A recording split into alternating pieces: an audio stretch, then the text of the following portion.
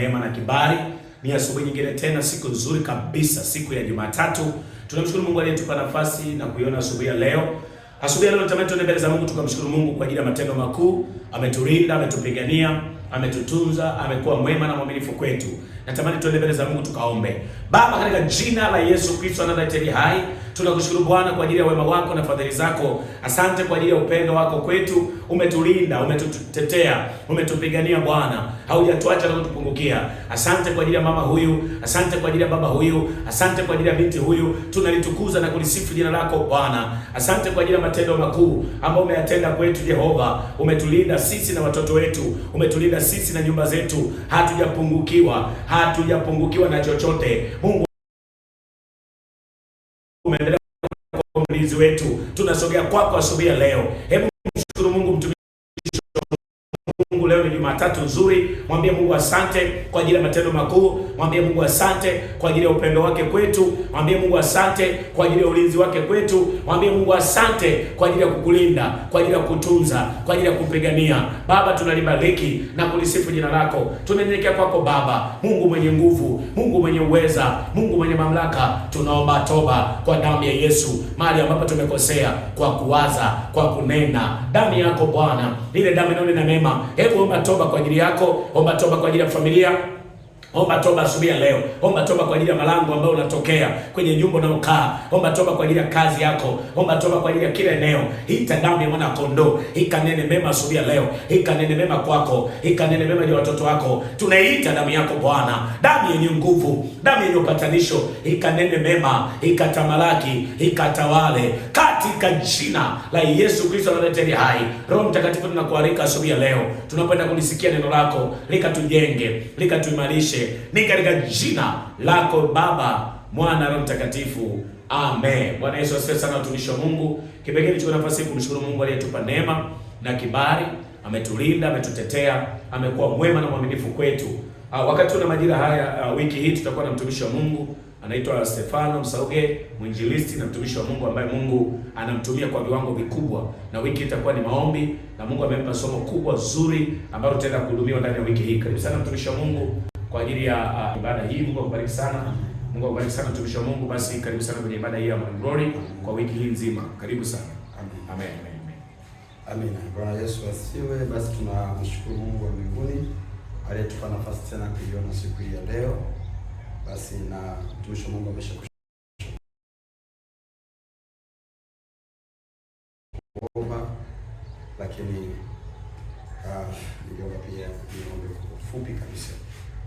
Baba, tunakushukuru kwa ajili ya siku ya leo. Asante kwa ajili ya maombi ya utangulizia mtumishi wako kufungua siku hii ya kwanza kwa maombi.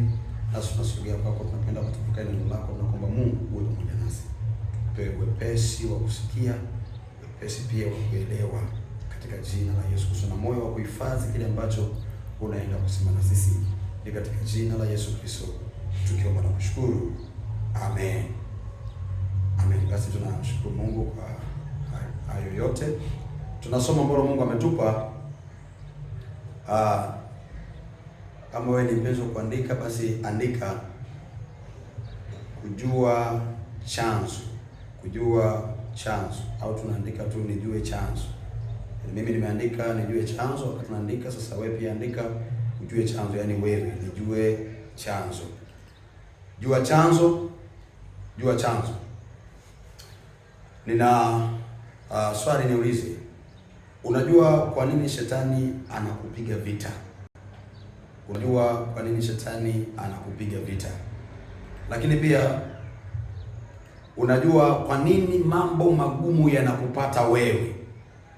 Yaani kwa mtu hapa unanisikiliza, ukishinda kwenye hili linaibuka jingine. Ukishinda kwenye hili tena linaibuka jingine. Hujawahi kupumzika. Na hiyo imekutengenezea namna fulani hata ndani ya moyo wako. Umefika wakati mwingine unajuta kwamba kwa nini mimi? Kwa nini mimi? Sasa leo nataka tuangalie chanzo cha tatizo lako. Bwana Yesu asifiwe sana. Kuna mambo mawili tutaangalia. Mungu akitupa neema kwenye hii siku. Ni mambo mengi, lakini tutaangalia mambo makubwa mawili. Jambo la kwanza tutaangalia ndoto ulizonazo, yaani maono na maanisha. Bwana asifiwe sana. Jambo la pili, tutaangalia asili ya kuzaliwa kwako. Asili ya kuzaliwa kwako, mambo mawili makubwa. Nimesema jambo la kwanza, ndoto ulizonazo na maanisha maono ulionayo. Jambo la pili, asili ya kuzaliwa kwako, yaani wewe asili yako ni wapi? Bwana asifiwe. Haleluya. Tunaanza kufuatilia jambo la nimesema jambo la kwanza, maono. Maono ulionayo yanaweza yakawa chanzo cha wewe kupitia wakati mgumu. Maono ulionayo yanaweza yakawa chanzo cha wewe kupitia wakati mgumu au kukutana na misukosuko kwenye maisha yako.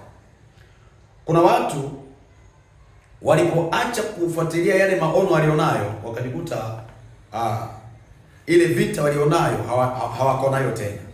Lakini kuna watu ambao waling'ang'ana na yale maono walionayo, ile vita bado wako nayo. Tutamwangalia mtu mmoja kwenye kitabu kile cha Mwanzo sura ile ya 37 na ule mstari wa 5. Mwanzo sura ile ya 37 na ule mstari wa 5. Huyu ni baba yetu wa imani na anaitwa Yusufu. Tutaangalia chanzo cha tatizo lake yeye, alafu pia tutaangalia na kwa upande wa kwetu sisi. Jina la Yesu libarikiwe sana.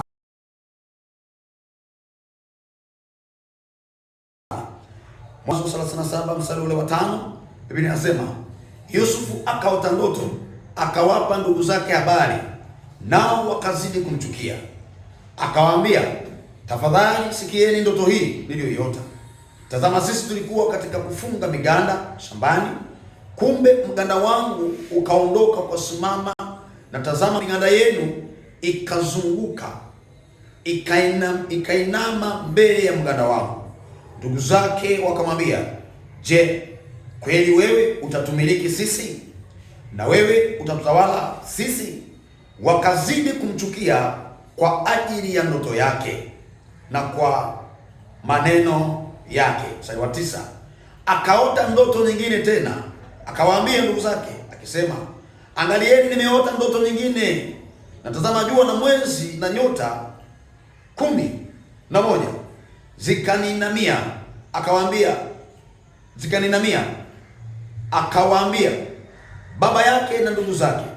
Baba yake akamkemea akamwambia, ni ndoto gani hii uliyoiota? Je, mimi na mama yako na ndugu zako tutakusujudia hata nchi? Ndugu zake wakamhusudu, bali baba yake akalihifadhi neno hili. Jina la Yesu libarikiwe sana. Nimesema kwamba unaweza ukapita kwenye changamoto kwa sababu ya ndoto ulizonazo. Namaanisha maono, sio ndoto ya kuota unakimbizwa na vitu kadha. Namaanisha maono, ndoto ulizonazo, maono ulionayo, unataka kuwa nani. Kwa hiyo unaweza ukapita kwenye changamoto kwa sababu ya ndoto. Nimesema mambo mawili kwenye hii wiki. Jambo la kwanza asili, jambo la kwanza ndoto au maono. Jambo la pili asili ya kuzaliwa kwako. Yusufu anaanza kuchukiwa na watu wake wa karibu, ndugu zake wanamchukia. Ni kwa sababu ya ndoto anazoziota, au maono alionayo, kwamba Yesu siku moja atakuja kuwa mkuu, siku moja atakuja kuwa mtawala. Anawaambia ndugu zake kwamba atakuja kuwa mtawala. Ndugu zake walijua ile maana, ile ndoto walijua. Pengine Yusufu hakujua ile ndoto kwa wakati ule wakati anaisema, lakini ndugu zake walijua. Ndio maana wakamwambia kwamba, je, sisi tutakuja kukusujudia wewe? Na aliposema wakati kwa baba yao pia, babake pia akamkataza, akamwambia, ni ndoto gani uliyoiota? Je, mimi na mama yako na ndugu zako tutakuja kukuabudu wewe siku moja, tutakuja kukusujudia mpaka nchi, mpaka chini? Akamkemea. Lakini tunaona kwamba ile hali haikuishia pale. Yusufu kwa ajili ya zile ndoto, ndugu zake wanampangia mambo mabaya, wanapanga kumuua. Jina la Yesu libarikiwe sana. Jina la Yesu tusaidie sana. Wanapanga kumuua kwa ajili ya ndoto alizonazo. Wakati siku moja ndugu zake wanachunga, Yusufu akaagizwa akawaangalia ndugu zake kule porini. Wakati anaenda, maandiko yanatuambia, tutasoma lakini anukuu kwa wakati mchache kwa siku ya kwanza. Walipomuona kwa mbali wakisema, bwana ndoto anakuja, haya tumchukue tumuue, alafu tutaenda tunasema kule nyumbani kwamba afanyeje, ameliwa na mnyama mkali na mambo kadha wa kadha. Bwana Yesu asifiwe sana. yote nini? Ndoto ambazo anaziona nani, au maono alionayo nani? Yusuf. Nimesema kwa ajili ya maono ulionayo unaweza ukapita kwenye changamoto, ukapita kwenye wakati mgumu, unajikuta unakataliwa kazini, unakataliwa maeneo mengi kwenye jamii ya watu, kumbe ni kwa ajili ya ndoto ulizonazo. Watu wanajua kwamba wewe kesho ni nani. Kwa hiyo namna ya kutafuta namna ya kukumaliza au kukuua ili kuzuia yale maono yasitokee. Jina la Yesu libarikiwe. Kwa hiyo nimesema kichwa cha somo tunatembea nacho kwamba jua chanzo cha tatizo lako. Jua chanzo cha tatizo lako. Kwa nini unapita katika changamoto hiyo? Sasa tunasema ndoto ulizo nazo. Kuna mwingine uko na ndoto ya kusomesha watoto. Maana uchumi unabana. Yaani fedha azikamatiki ni kuna zikamatika zinayeyuka. Amina. Lakini kumbe una ndoto za kusomesha watoto wako wafike mpaka vyuo vikuu. Jina la Yesu libarikiwe sana. Lakini mwingine una ndoto za kufanya biashara. Na ndio maana fedha zikamatiki mikononi mwako. Lakini mwingine una ndoto za kuwa za kuhubiri injili. Mwingine una ndoto za kuwa mwimbaji. Na ndio maana unakutana na machangamoto, matufani, mavurugu huku na kule. Jina la Yesu tusaidie sana. Kwa hiyo jambo la kwanza nimesema hapa, ndoto zako au maono yako inaweza ikawa sababu moja na hii ni 95%.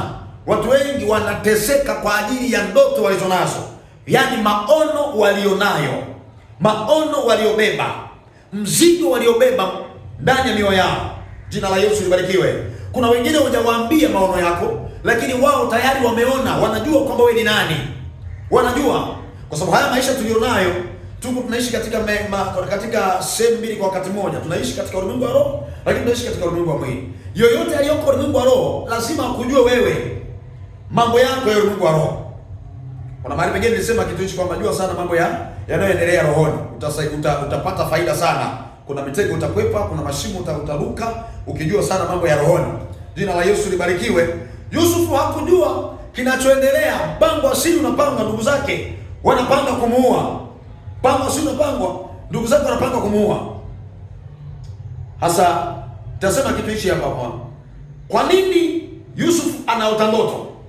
Kwa nini Yusufu anaota ndoto? Kwa nini Yusufu anaota ndoto? Ndoto ya Yusufu ilikuja kwa sababu ya kuongeza chuki ndani ya ndugu zake ili wamuondoe katikati yao kwa ajili ya maisha yao ya baadaye. Jina la Yesu libarikiwe. Ndoto ya Yusufu anaota ndoto ni kwa sababu ya kuongeza chuki. Unaona ndoto ya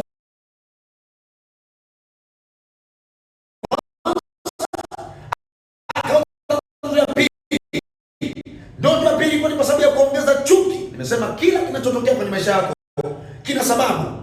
Ndoto ya Yusufu inakuja ni kwa ajili ya kuongeza chuki. Na ndio maana alipoota ndoto ya pili, ndugu zake wakazidi kumchukia.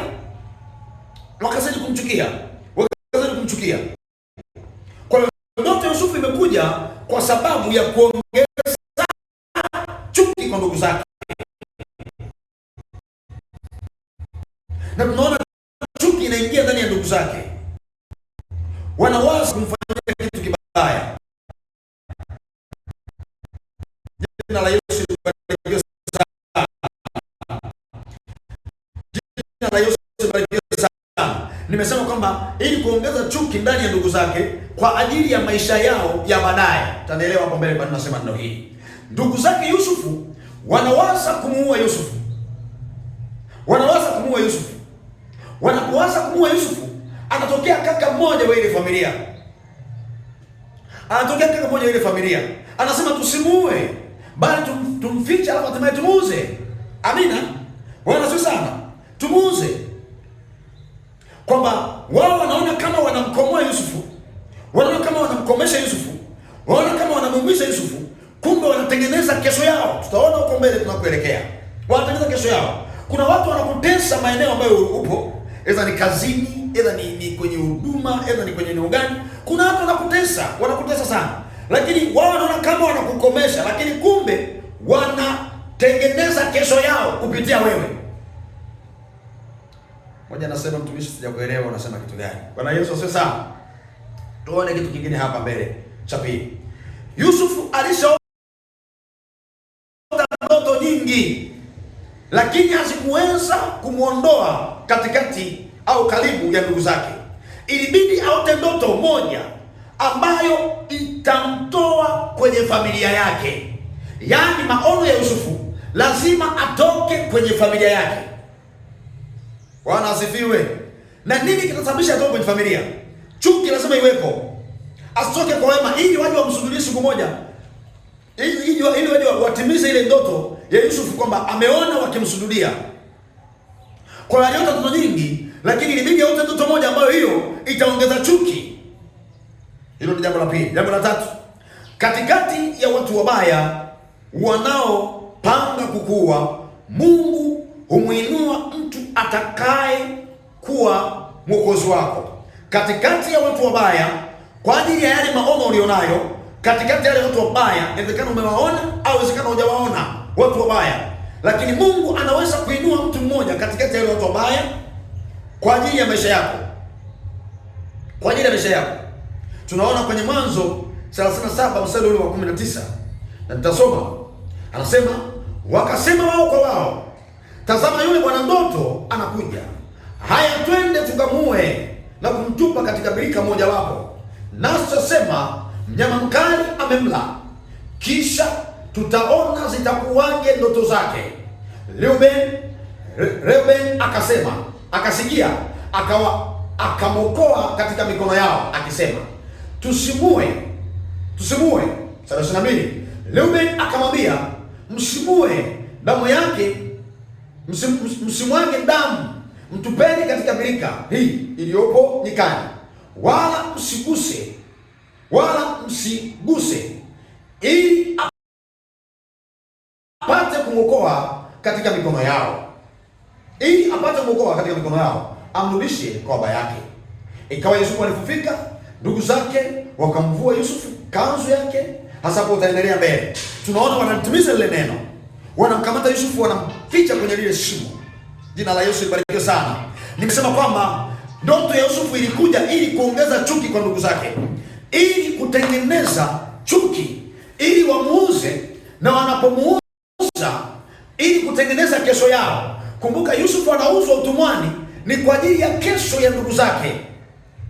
Tutaona mbele njaa inapoingia kwamba wale waliona wamemuuza Yusufu, lakini kupitia ile njaa Yusufu anasaidia familia yake tena kwa mara nyingine. Jina la Yesu libarikiwe sana.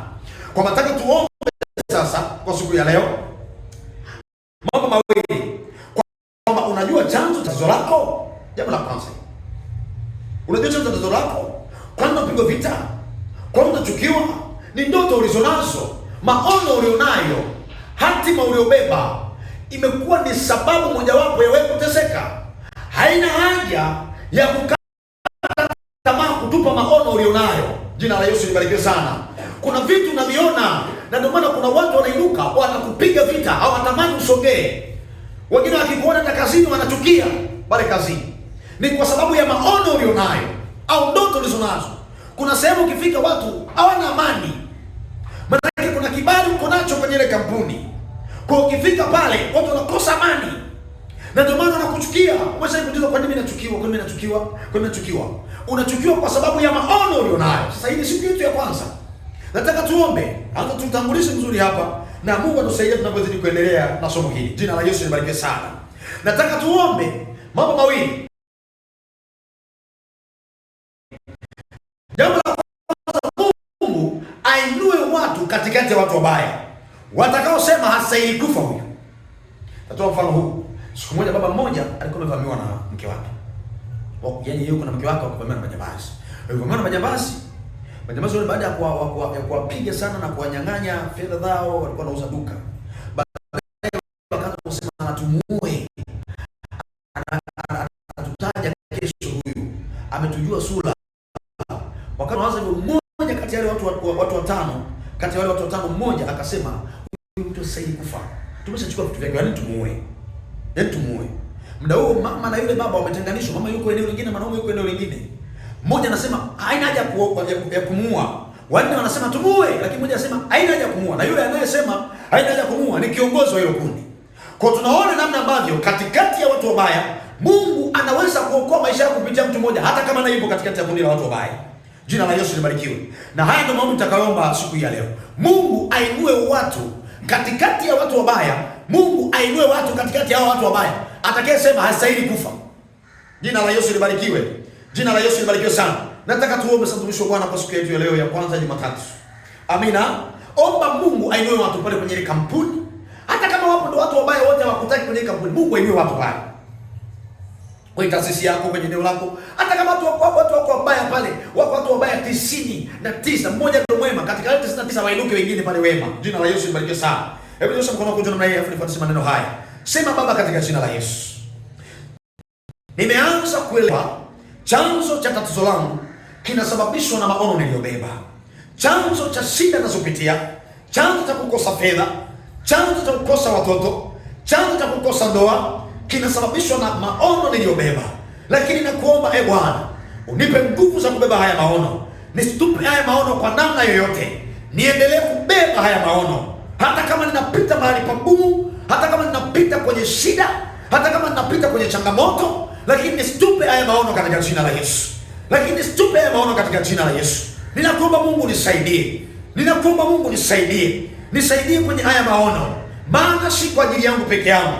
Yako maelfu ya watu nyuma yangu wanasubiria haya maono yakamilike. Ninasogea kwako siku ya leo, asubuhi ya leo.